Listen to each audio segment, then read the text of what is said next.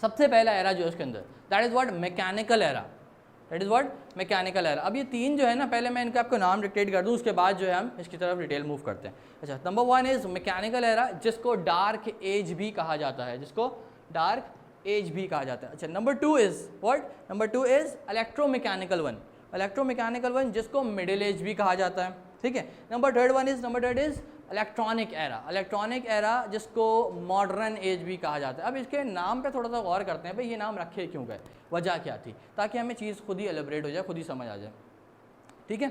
अच्छा बेटा, सब करेंगे चैप्टर की, जैसे ही जो टॉपिक हमारा ख़त्म होता रहेगा ना, तो उसके साथ साथ हम उसके क्वेश्चन भी डिस्कस करते रहेंगे, ठीक है। आजिब, ओके ओके ओके मुजाहिद।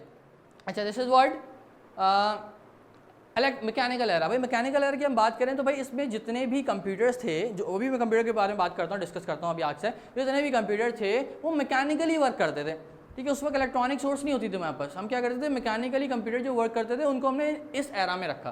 पहला एरा जो था जिसको डार्क एज का नाम दिया। भाई डार्क एज क्यों कहा, ये ऐसी एज थी जिसमें कंप्यूटर का तसव्वुर नहीं था, भाई कोई ऐसी टेक्नोलॉजी नहीं थी उस दौर में। ऐसा एक पहला कंप्यूटर बनाया गया जिसको हमने डार्क एज का नाम दे दिया उस दौर को, ठीक है जी। क्यों, उस वक्त कोई और टेक्नोलॉजी वहाँ पे एग्जिस्ट नहीं करती थी, दैट इज़ व्हाट, ठीक है। तो मैकेनिकल एरा कहने का क्या मकसद था कि उस दौर के जो कंप्यूटर्स थे वो मैकेनिकली वर्क करते थे। मैकेनिकली मतलब इलेक्ट्रॉनिक सोर्स होती थी, हम उसको हाथ से यूजुअली यूज़ किया करते थे, ठीक है जी। अच्छा, इसके बाद क्या करें, man have been trying to invent machines that can solve mathematical problems. एक ऐसी मशीन बनाई इंसान ने जो मैथमेटिकल प्रॉब्लम्स एटलीस्ट सॉल्व करना शुरू हो गई थी, ठीक है जी। In mechanical era human became successful, mechanical era में ह्यूमन सक्सेसफुल हुए। उन्होंने क्या किया, to make a simple machine that could help performing simple arithmetic operations, जो कि सिंपल कैलकुलेशन करवाने में हमारी मदद करना शुरू हो गई। एक ऐसी मशीन बना दी, ठीक है जी।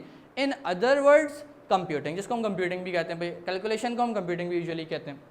These machines were manually operated since the electricity was not invented. ये मशीन उस वक्त से यूज़ हो रही है जब इलेक्ट्रिसिटी इंट्रोड्यूस नहीं हुई थी, इसलिए मैंने आपसे पहले क्या कि इसको डार्क एज कहा गया। उस वक्त कोई टेक्नोलॉजी थी ही नहीं हमारे पास, ठीक है जी।